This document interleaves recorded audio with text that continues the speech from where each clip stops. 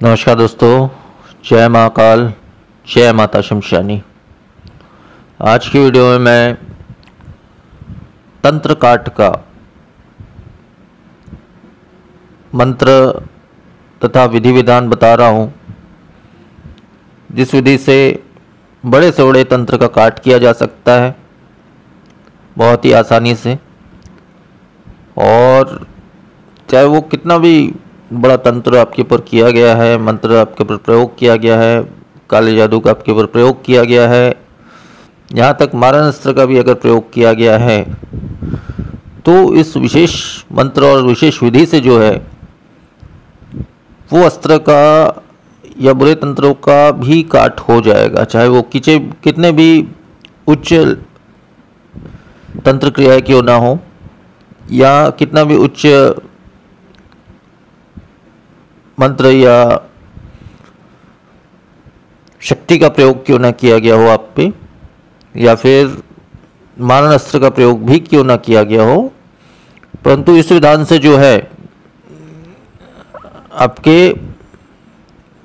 हर प्रकार के तंत्र का काट, आपके ऊपर जो भी किया गया है बुरे तंत्र, बुरे काला जादू, मशानी जादू इत्यादि जो भी किए गए हैं, इस विशेष मंत्र के द्वारा जो है, मंत्र विधि के द्वारा जो है, उसका काट अवश्य ही हो जाएगा।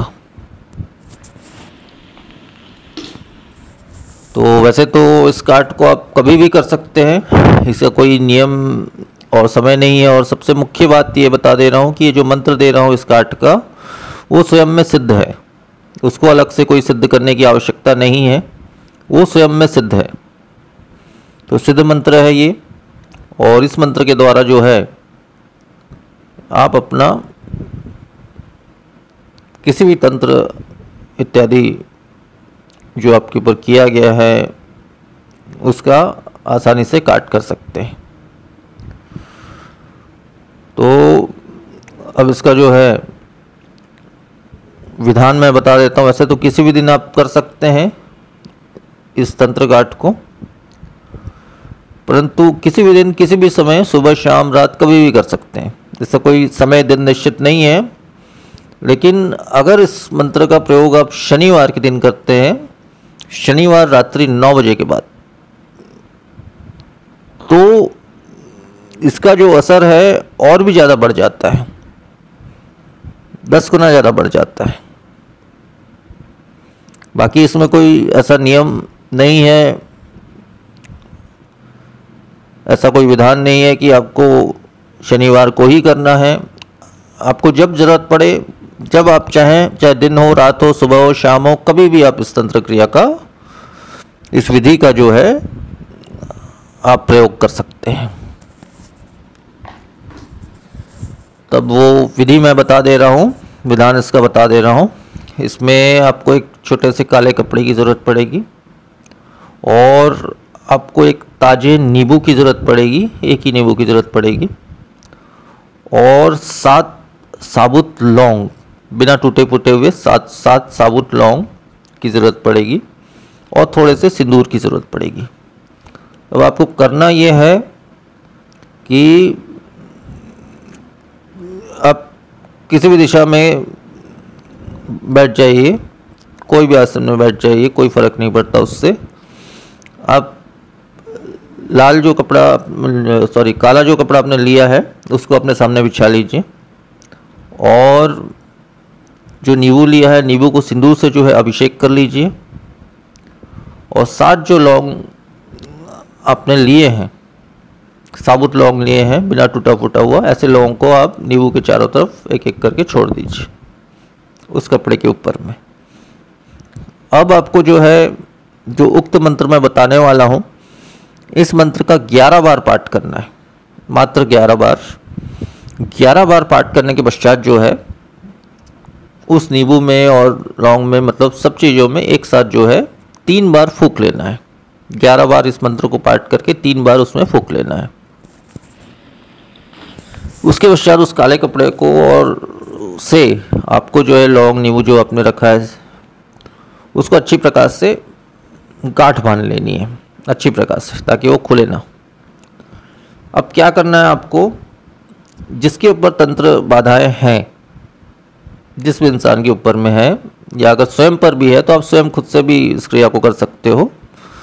तो आपको इसमें करना ये है, अपने सिर से लेकर पैर तक जो आपने बांधा है काले कपड़े में, वो कपड़ा सहित जो है सिर से लेकर पैर तक जो है उसको 7 बार उतारा करना है अपना।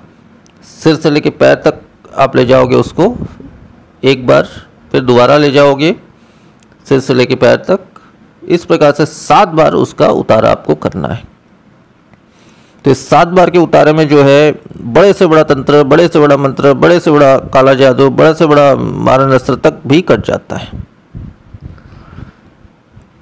और जो भी बुरे तंत्र और ये बुरे तांत्रिक क्रियाएं होती है, या फिर शमशानी क्रिया होती है, या फिर मशानी क्रिया होती है, या फिर आपका काला जादू होता है, या फिर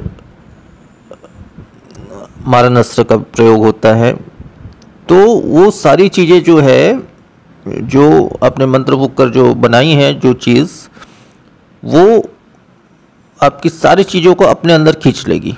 मतलब वो सारी आपकी जो आपके अंदर जो तंत्र मंत्र लगा हुआ था या बुरी चीज़ें लगी हुई थी, वो सारी चीज़ें उसके अंदर प्रवेश कर जाएगी, खींच लेगी। वो शक्ति इतनी शक्तिशाली मंत्र है, वो सारी चीज़ें खींच लेगी।